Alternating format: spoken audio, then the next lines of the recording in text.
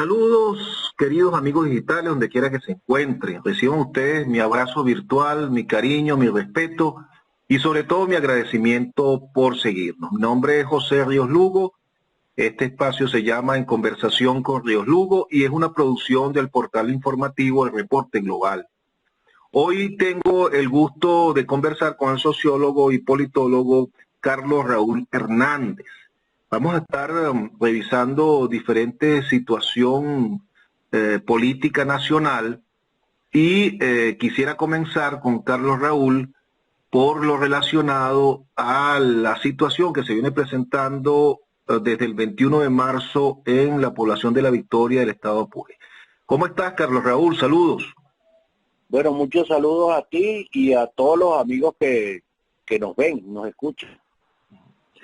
Fíjate, Carlos Raúl, desde el pasado 21 de marzo se viene informando sobre enfrentamientos en la población de La Victoria, del estado Apure, entre el ejército venezolano, entre la Fuerza Armada Nacional Bolivariana y grupos irregulares colombianos. Más recientemente se habla específicamente de grupo disidente de la FARC, el llamado 10º, y lo cierto es que hay serias denuncias sobre ejecuciones, sobre desplazados. Estarían más de 5.000 personas desplazadas en el Arauca. ¿Qué nos puedes tú informar al respecto, ya que has venido haciendo algunas advertencias en redes sociales sobre un posible Gedeón 2? Bueno, los acontecimientos o los hechos, digamos, son más o menos conocidos, y por lo menos en una parte sustancial de ellos. Bueno, desde hace algún tiempo, ese grupo de disidentes de la FARC, disidentes de cuando se firmó el tratado, el acuerdo de paz en Colombia, que sencillamente no participaron en el acuerdo de paz y se retiraron. Fueron tres grupos, básicamente. Pero este en particular, desde hace ya un tiempito, se encontraba acosando a las Fuerzas Armadas venezolanas. Bueno, incluso recordamos que hace un par de meses mataron a 2 generales venezolanos, acosaban a las tropas, etcétera, ¿no? Eso para mí tiene, según las informaciones que he recibido, porque he estado metiéndome mucho en la prensa colombiana y en influencers de allá, pero parece que eso corresponde a la idea de que es más o menos una reacción frente a quienes piensan que después del resultado electoral, que fue despolitizador para el país, desarmó a la oposición. No hubo en ese proceso electoral ningún triunfador, porque lo único que ganó fue la abulia, el desinterés y el rechazo política, como lo rechazan las encuestas.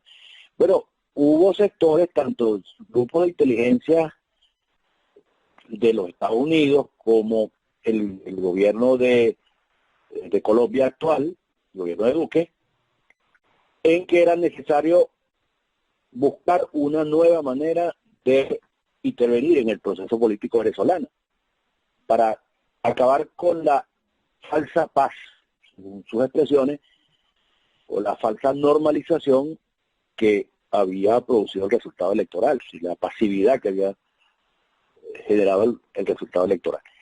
Bueno, entonces, la idea que según veo en influencers y en algunos medios colombianos es, en primer lugar, digamos, el diseño correspondía a crear una especie de contra en ese punto de la frontera, posiblemente con la idea de que eso pudiera extenderse.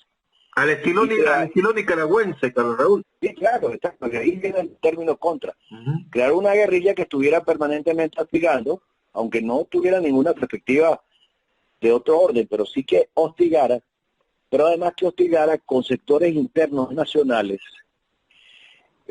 Ya vimos que ese día, 21 de marzo, el ataque que hizo este grupo de la FARC, que se decidió a pasar a una acción más directa y procedió a atacar instituciones del Estado venezolano en La Victoria, que fueron el CENIAT, que lo destruyeron, también atacaron la central eléctrica y otros edificios oficiales, a lo que la Fuerza Armada Nacional respondió de una manera profunda, intensa y demoledora, en el entendido que tenía la Fuerza Armada de que se trataba de ese intento de crear una herida permanente en esa región.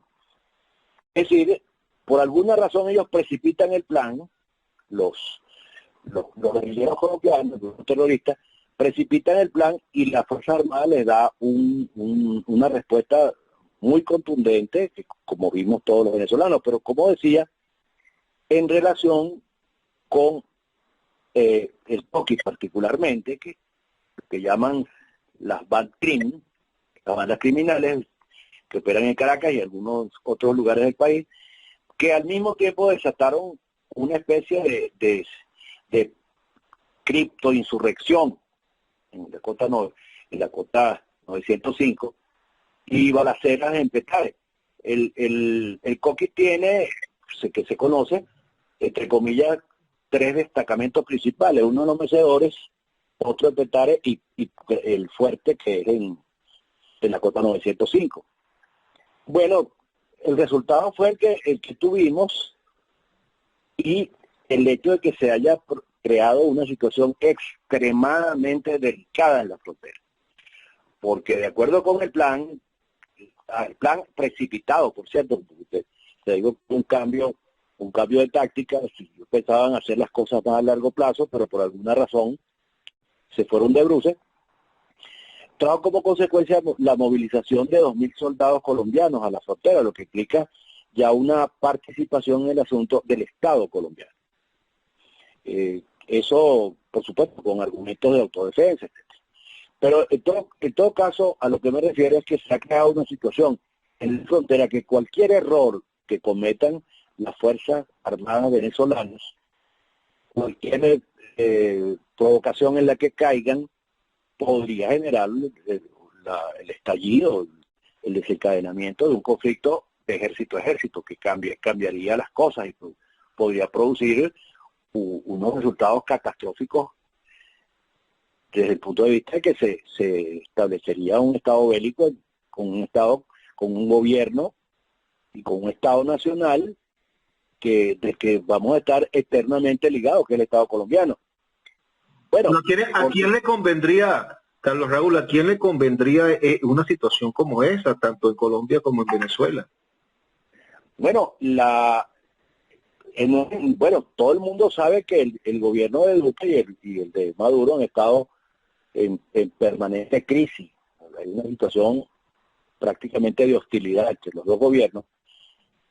Y según dicen también algunos medios colombianos, es que tal vez que se precipite un conflicto podría contribuir a subir el puntaje de Duque en las encuestas.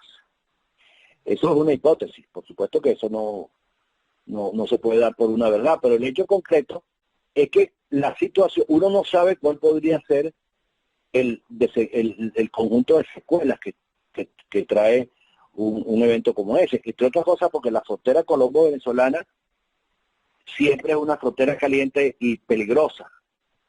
Un estado vamos a llamarlo de guerra con Colombia, además con una contra alimentada por esas fuentes, podría desencadenar algo que ha estado presente también en la otra frontera, que es la frontera brasilera.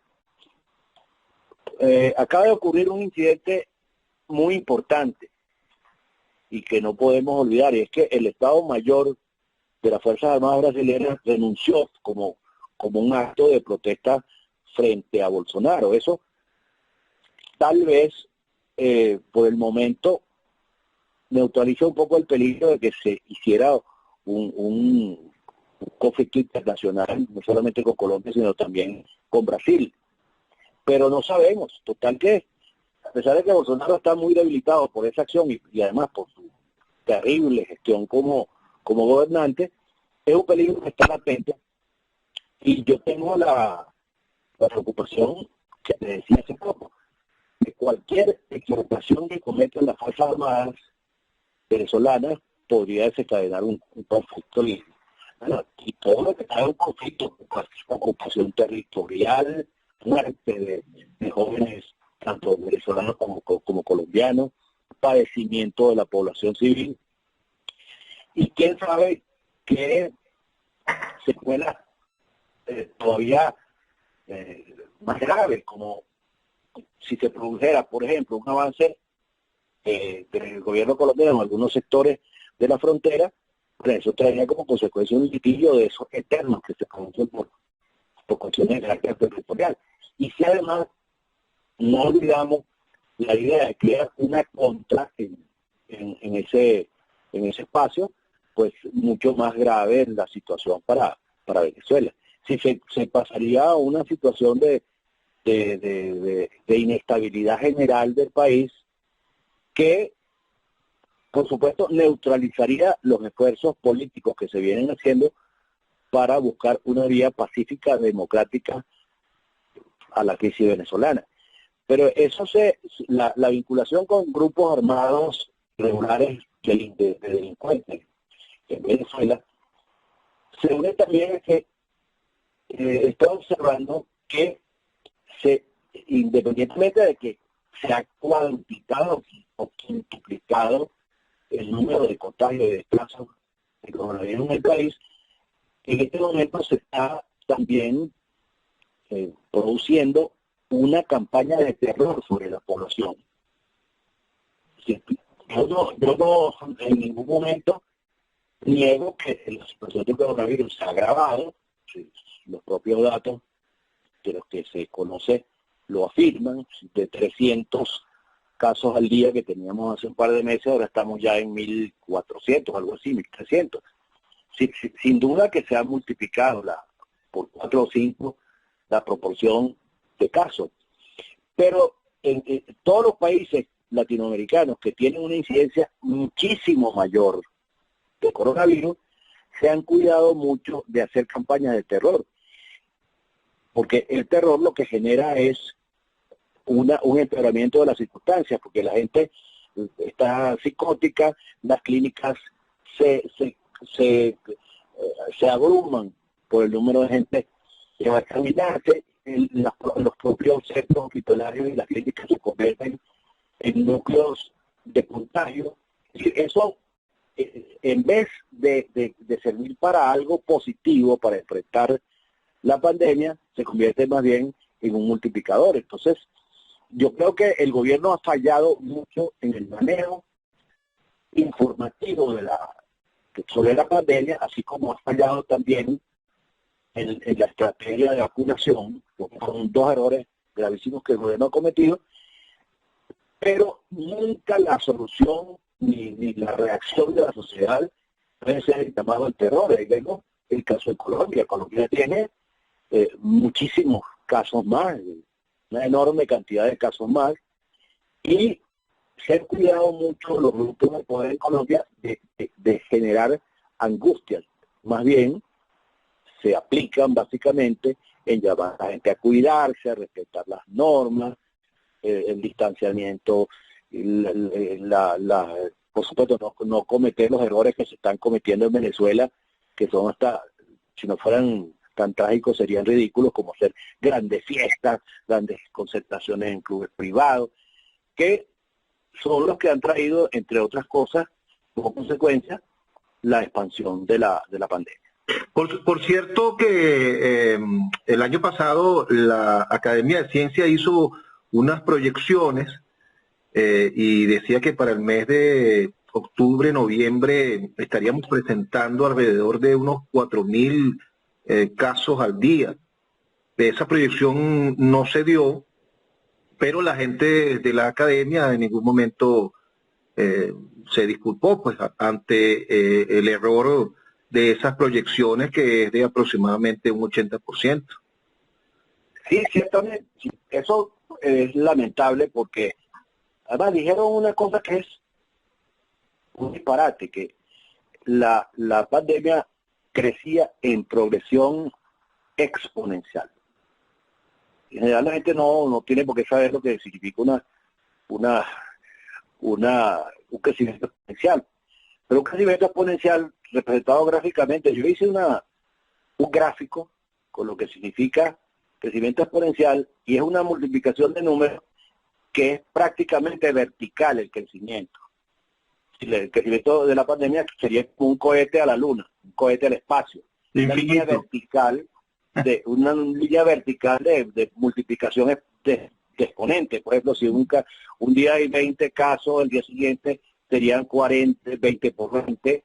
Después el resultado 20 por 20 no sé cuánto es, pero 20 por 20 por 20 por 20 y así un ascenso meteórico que según ellos llevaba en algunos casos a la posibilidad de tener 15.000 contagios diarios. Eso, con 4.000 muertes, con 4.000 muertes diarias. Así es. Y entonces resulta que eso no ocurrió y lamentablemente la academia primero que nunca explicó, yo varias veces escribí, por favor, yo no discuto los resultados, pero yo quiero que me den cuál es la ecuación que está explicando el semejante resultado. Nunca lo hicieron y eso pareció más bien una opinión muy subjetiva por parte de la academia o de los académicos que hicieron eso y no tuvieron la obligación teórica y científica que tenían. Si nos equivocamos, esto no fue así. Bueno, eso quedó y desgraciadamente eso invalidó, desde mi punto de vista, los criterios de la academia. Por otra parte, se cuestionan los resultados que da el gobierno. Yo la verdad es que lo que le pido a la gente que cuestiona los resultados del gobierno, ya que hace algún tiempo se nombró una comisión por parte de la anterior Asamblea Nacional que llevara, más o menos que hiciera no solamente el seguimiento, sino la vigilancia de lo que el gobierno decía sobre la pandemia, cosa que no han hecho. No existen datos alternativos y entonces me parece que el cuestionamiento de los datos que el gobierno da no tiene ningún fundamento. Yo no sé si son verdad o mentira, pero en todo caso, ese grupo de médicos que nombró la Asamblea Nacional tenía y tiene los elementos de juicio para determinar si los resultados son falsos o son verdaderos. Y lo que sí vi, y me llamó mucho la atención, es que a veces las declaraciones de ese grupo eran más bien chistes o ironías en relación con lo que el gobierno decía que era la cantidad de enfermos y de muertos. Ahora, entonces, claro, no es menos cierto, Carlos Raúl, que todos los gobiernos del mundo y por señalamientos que se hacen en diferentes países ocultan las cifras reales y lo hacen por y lo hacen por una cuestión de prevenir el pánico en la población. Ahora, en el caso de Venezuela, imagínate, si nosotros tuviéramos unos casos como los de Brasil, sería imposible para el gobierno ocultarlos así quisiera hacerlo. Pero claro, si es que ese es un principio fundamental de todo que tiene que conocer y lo conoce todo el que se maneja en el plano de la cuantificación de fenómenos sociales. Siempre hay un rezago, a veces simplemente técnico, a veces deliberado, en este tipo de situaciones, de los casos que se anuncian y los casos que se producen. Siempre la realidad anda por un lado un poco distinto a los datos que se dan, pero eso es de todas partes y además es algo consustancial a la naturaleza de la investigación. Es decir, no tienes los instrumentos para conocer el todo, sino conoces una parte. Entonces, eso es propio de cualquier gobierno en cualquier. Bueno, hay un caso muy conocido en Nueva York de hace unos 30, 25 años, y es que la alcaldía de Nueva York decidió establecer unos módulos en en los sectores populares de la ciudad para atender la incidencia criminal. Hasta ese momento había una cifra determinada de atracos, robo y asesinato, y entonces de manera sorprendente descubrieron a los 4 o 5 meses que el número de delitos se había multiplicado con el establecimiento de esos módulos. Bueno, y los técnicos, los estadísticos que trabajaron en eso, estaban muy sorprendidos hasta que descubrieron que mientras más puestos de control tú pones, mayor es el número de denuncias. O sea, pues hay más información de la comunidad en la que estás trabajando. Es decir, que se dio el resultado paradójico de que mientras más módulos policiales ponía, más aumentaba el número de casos criminales. Ahora, como te digo, eso es consustancial a la investigación empírica en materia social. Ahora, y por cierto, Carlos Raúl, que en todos los países, y lo que uno observa a través de la prensa, es que los gremios médicos cuestionan las políticas que sigue cada gobierno en cada país frente al manejo del COVID. O sea que no es exclusivo en nuestro caso, sino que en todos lados los gobiernos son criticados en la forma como abordan el enfrentar el COVID. Ahora, en cualquiera de esos casos, de cualquier país latinoamericano y en cualquier país del mundo, tú sabes que hay una proporción ya establecida por la Organización Mundial de la Salud de número de muertes en relación con número de contagios. Y entonces, si tú tienes el dato de muertes, que es un dato inocultable, o sea, los muertos no se pueden esconder, entonces tú sabes que esa cantidad equivale al 3% de los contagios, de los casos. Entonces lo que tienes que hacer es ver la cantidad de muertos que te están diciendo que ocurrieron por día y lo conviertes en un 100% y sabes más o menos. Ahora, eso lo conocen los epidemiólogos. Yo por eso es que me sorprendo mucho de que no se hayan puesto el equipo de la anterior Asamblea Nacional, que todavía funciona, que no hayan hecho esos cálculos que no son tan complejos. Ahora bien, se habla de la saturación de la capacidad de los hospitales y se cita eso como los hospitales y las clínicas, y se cita eso como un indicador de la falsedad de los datos del gobierno. Y yo digo frente a eso dos cosas. Yo no estoy certificando los datos de nadie, porque ya hemos dicho que en todo dato hay falsedad en general, sino que al decir, al afirmar rotundamente que los datos son falsos, no tienes nada con qué contrastarlos. Y decía, hay otro elemento empírico que es el número de camas, camas COVID, vamos a llamarlas, que hay instaladas en Venezuela, y verás que son muy pocas. Bueno, hace 2 meses yo recibí la información de que había en Caracas, por ejemplo, 200 camas COVID. Bueno, es extremadamente fácil cuando sabemos que el número de contagios se ha quintuplicado, ¿sí? Porque no es que quieren mantenerlos en 300 como hace 2 meses, sino que se ha quintuplicado, ya vamos en 1.300 casos al día. Es muy fácil que las camas hospitalarias se saturen, eso es evidente. Es decir, yo lo que digo es que primero hay que evitar los estados de pánico. Pero los estados de pánico colectivos son extremadamente peligrosos para la sociedad en su conjunto, porque pueden producir de repente situaciones de angustia general y desenlace maligno, pero al mismo tiempo la proyección individual en cada uno de los que vive esa angustia. Eso en primer lugar, no hacer de eso una campaña de terror, porque hay intereses políticos, como decíamos al principio, que buscan crear ese estado de pánico y ver hasta como lo hemos apreciado estos días, yo lo aprecié cuando denuncié o o analicé lo que ocurrió en la frontera, mucha gente se traicionó porque hacía afirmaciones que hacía ver que se estaba viendo un conflicto con Colombia también como una especie de salida redentora, que posiblemente si había una guerra con Colombia, por supuesto, entonces el gobierno caería. Toda esa mitología pseudopolítica que se ha creado, y que se ha creado no por casualidad, sino porque los voceros más importantes de la anterior Asamblea Nacional y de sus equipos,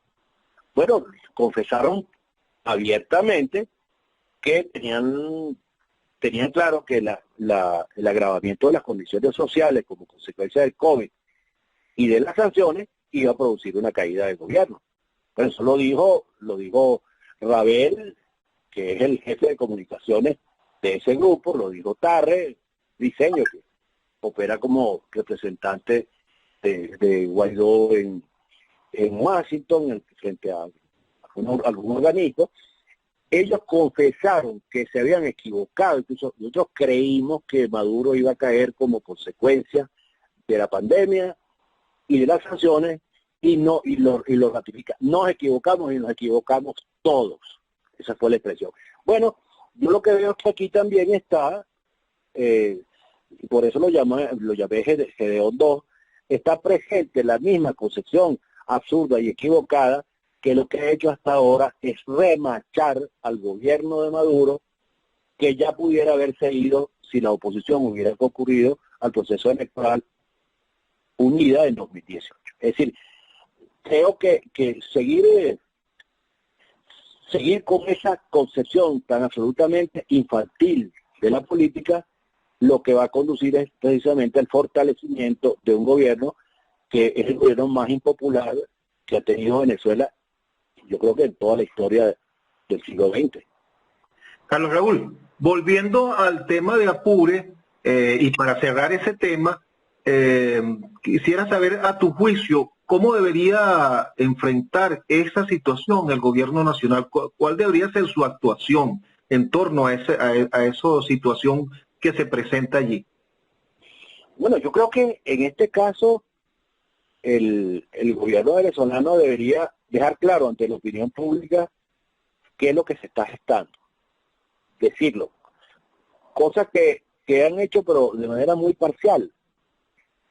Pienso que el gobierno debería hacer un esfuerzo comunicacional para llamar al cese de lo que puede ser una escalada bélica con Colombia. Es decir, Colombia es nuestro, como decíamos al principio, eternamente Colombia va a estar al lado de Venezuela. Y cualquier conflicto que se produce con Colombia deja huellas, va a dejar huellas que van a marcar la historia de los dos países por muchísimo tiempo. Entonces, creo que el gobierno debe hacer, y además debía hacer también un esfuerzo diplomático, un gran esfuerzo diplomático.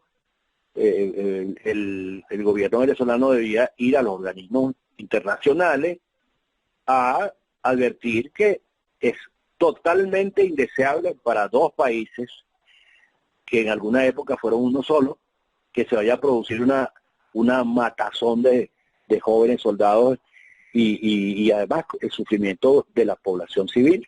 Ya la gobernadora del estado de Táchira advirtió que el gobierno debía tomar medidas, el gobierno nacional, para evitar que el estado Táchira se vaya a convertir en una víctima de un conflicto armado.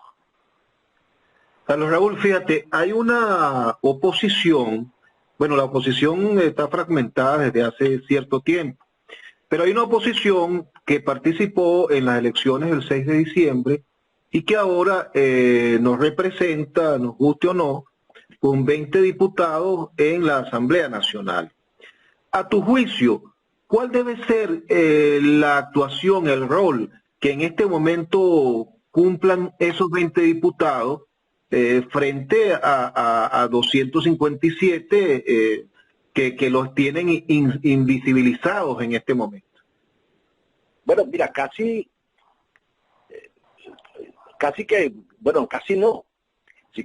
Digo que gran parte de esos diputados son amigos míos o los conozco. Y yo escribí también que estaba muy sorprendido porque la Asamblea Nacional, aparte de un documento que publicó al principio, no ha hecho absolutamente nada para involucrarse en lo que está pasando en la frontera, que es una cosa, como hablamos, de una máxima gravedad. Lo que hubiera hecho cualquier parlamento del mundo, lo que hubiera hecho,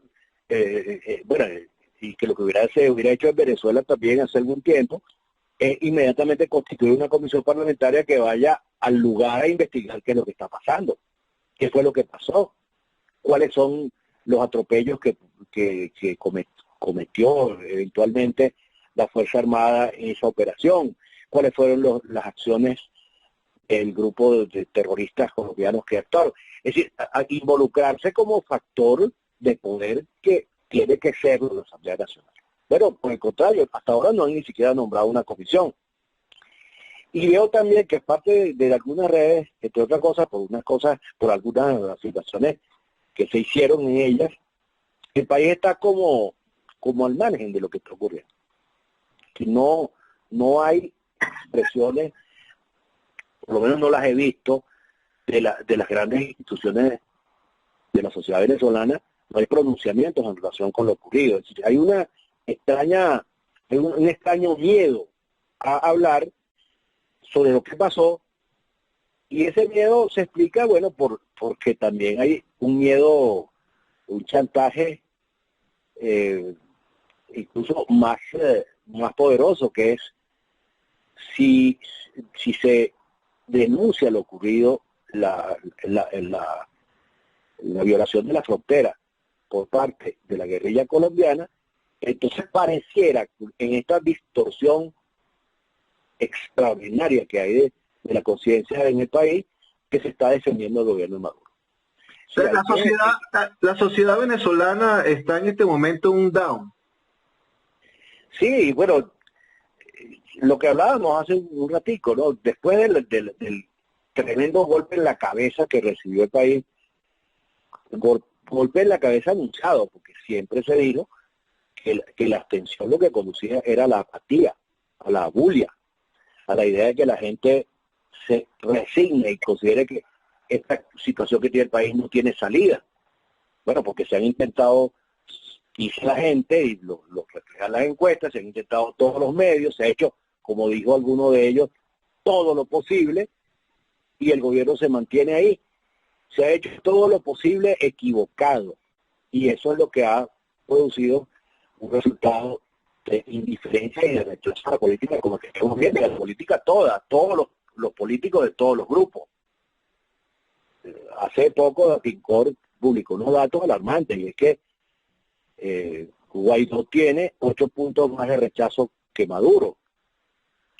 Y paradójicamente tenía una intención de voto Maduro de 2 puntos por encima de Guaidó. Es decir, todo eso es producto de esa monstruosa infantilada que fue llamar a abstenerse. Porque, como usted decía, la sociedad venezolana dice, bueno, se intentó el golpe de Estado, fallamos. Se intentó una invasión que fue de Gedeón, fallamos. Se intentaron los procesos electorales, fallamos. Y se intentó el diálogo y también falló. Entonces, claro, eso es lo que crea en la población la idea de que todos los métodos han fracasado, es decir, que Maduro es inamovible, cosa que es absolutamente falsa y que está comprobado que es falsa, porque mientras la oposición se mantuvo dentro de lo que se llamó la estrategia democrática, pacífica y constitucional, llegó nada menos que a la tercera base del poder, que fue haber ganado la Asamblea Nacional. Ahora, recuperar la confianza de la gente en que sí es posible un cambio, implica deshacerse de todos esos arquetipos viciosos, equivocados que se han formado en relación con que el voto es inútil. Es decir, hay que, porque efectivamente el llamado a la abstención operó como una especie de lavado de cerebro en la población. El voto no sirve. Bueno, ahora el esfuerzo es, y creo que los propios abstencionistas han empezado a entenderlo, porque la información que hay es que incluso gente del llamado G4 en los estados está buscando la manera de participar electoralmente. Y varios dirigentes nacionales de esa agrupación también se han incluso públicamente han manifestado que estaban equivocados y que hay que buscar la vía electoral. Bueno, yo lo que creo es que siempre hay que tener la mira en el blanco. El objetivo es seguir, volver a la vía electoral democrática y pacífica y desterrar por completo cualquier sombra. Hay vías diferentes porque ya sabemos que eso lo que ha hecho es, como decíamos hace rato, atornillar al gobierno en el poder. Carlos Raúl, se dice que algunos señalan que llegamos a un punto cero luego del proceso electoral con la alta abstención del 6 de diciembre. Y que bueno, y que estamos en un punto cero en tomando en cuenta esa gran desconexión que reflejan todos los estudios de opinión entre el liderazgo político y el resto de los ciudadanos.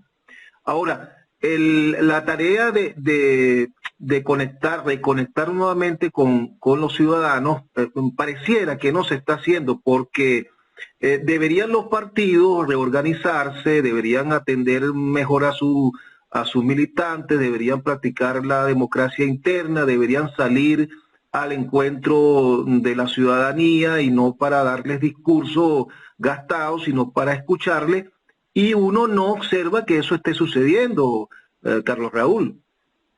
Bueno, es que es la muerte de la política. Te decía que la Asamblea Nacional no se ha hecho presente ni siquiera en un acontecimiento tan grave y tan estridente como lo ocurrido en la frontera colombiana.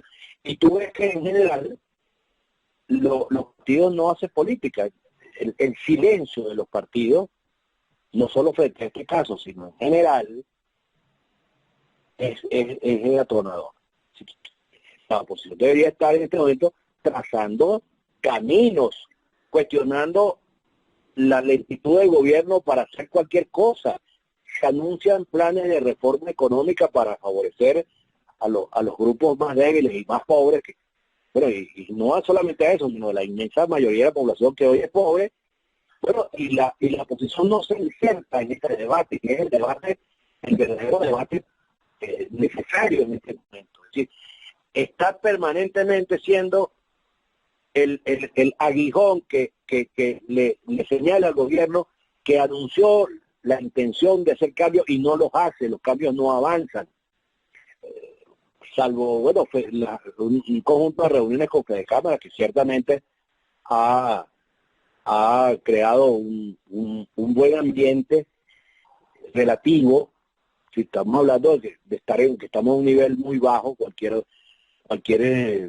crecimiento, cualquier ventaja en un nivel tan bajo es indiscutiblemente una detenida de la catarata por la que el país venía, pero no es suficiente. Es decir, el gobierno no asume dramáticamente el tema de la inflación, de la hiperinflación.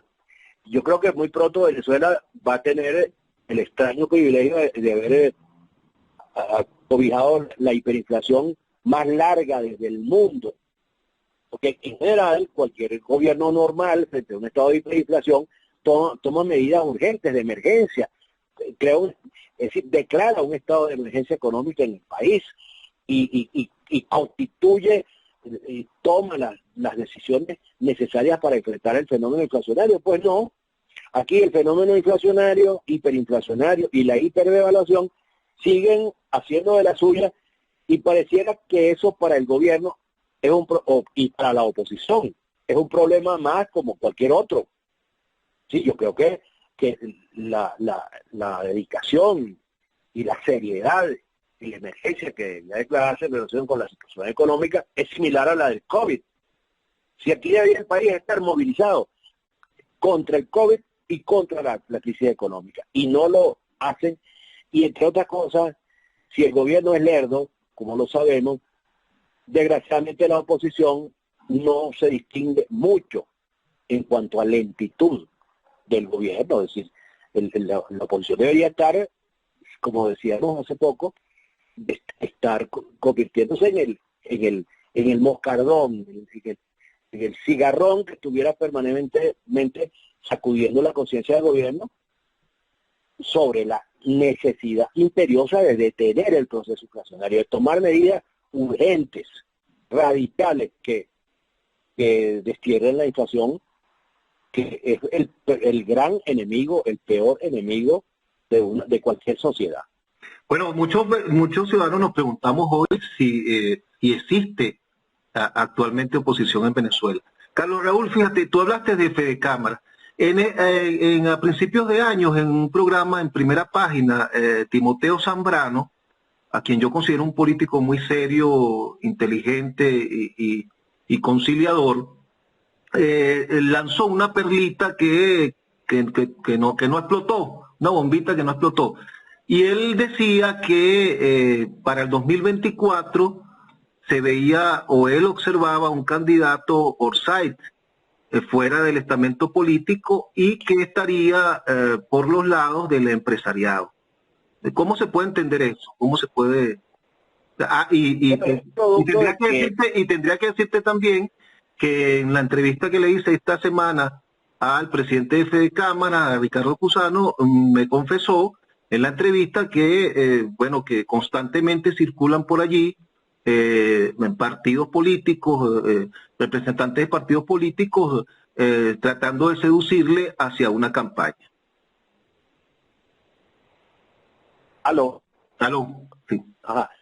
Sí, bueno, la declaración de Timoteo, pero es que eso corresponde a la carencia que venimos señalando de los partidos y de la política. Creo que el único factor que se ha movido de verdad positivamente con la situación económica ha sido Fedecámara. Particularmente esta gestión del equipo de Cusano. Eso, por supuesto, crea ciertos resquemores en algunos que tienen aspiraciones políticas o aspiraciones presidenciales o lo que sea. Pero es el reconocimiento de un hecho. Son ellos, los empresarios, los únicos que tuvieron el coraje de alguna manera enfrentar la necesidad de buscar una salida a la crisis económica. Ahora, hay que decir lo siguiente, te hablaba de que cualquier movimiento en una etapa de bajón tan grande porque tiene el país, que son 7 años de recesión, es una verdadera depresión económica lo que vivimos. Bueno, algunos organismos y bancos internacionales de prestigio han anunciado que, y eso tiene que ver con las conversaciones entre cámaras y el gobierno, va a haber este año una recuperación del 3% en la economía. Si el 3.2% es una cifra de crecimiento económico estimable, no es estable en absoluto. Pero resulta que Venezuela requiere, por la situación de las grandes mayorías de la situación de pobreza general, requiere mucho más que eso. Si requiere verdaderamente una revolución en materia económica. Como los países apáticos que en este momento, los países de Asia Central, están creciendo a pesar de la pandemia, siendo unas tasas realmente asombrosas y está en medio de la pandemia superando la pobreza. Ya por lo menos ese grupo de países que firmó en diciembre un acuerdo de libertad económica, de libre comercio con China, que son 14, entre ellos países de los Estados Unidos, como Corea, Australia, países que siempre han estado, que han estado vinculados a la política norteamericana y a la política económica norteamericana. Bueno, sencillamente se afiliaron a ese bloque cuyo centro es China. El modelo chino, países, como te digo, están creciendo de una manera comunal y superando la pobreza aceleradamente. Entonces, yo creo que el gobierno venezolano y la oposición venezolana deberían buscar la manera de establecer las políticas, tomar decisiones radicales para producir que el crecimiento, un salto en el crecimiento económico de Venezuela. No es suficiente con 3.2 que se anuncia. Es bueno, pero no es suficiente porque la pobreza en el país está carcomiendo las estructuras nacionales. Finalmente, Carlos Raúl, ¿cómo ves el proceso que está adelantando Jorge Rodríguez a través de la Asamblea Nacional en la Comisión de Diálogo, Justicia y Paz? Bueno, a mí me parece todo lo que implica reencuentro, conversaciones, diálogo y búsqueda de salida y bajar la crispación nacional, hay que celebrar. Yo diría que Jorge Rodríguez todavía, bueno, y es supuesto la costumbre, tiene 20 años, habla más como un funcionario del gobierno que como un líder parlamentario. Él debería meterse en la cabeza que ya él es el presidente de un poder, del poder legislativo, que su discurso es que ser distinto a lo que ha venido haciendo de todas estas 2 décadas que ha sido funcionario gubernamental o que ha estado en posiciones de beligerancia. Pero sin embargo, creo que esta iniciativa que todavía no termina de perfilarse, porque la situación de la oposición es muy surrealista, es muy extraña. Sí. Y además que creo que la oposición parlamentaria, te repito, no se sentir. Por ejemplo, aquí estuvo hace poco una delegación de Noruega. Bueno, la oposición parlamentaria que no fue invitada a reuniones, no se reunió con la delegación de Noruega, bueno, ha debido hacer una pública diciendo que nos estaban excluyendo del diálogo.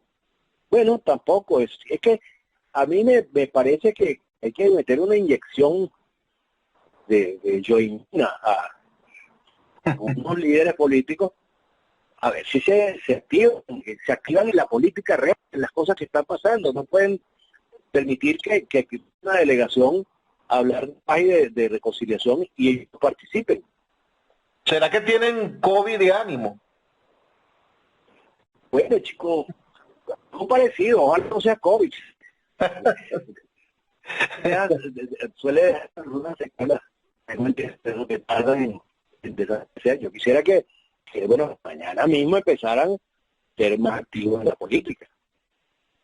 Así es. Carlos Raúl, te damos las gracias por aceptar esta invitación y bueno, y dejamos abierto el espacio para cuando tú lo requieras.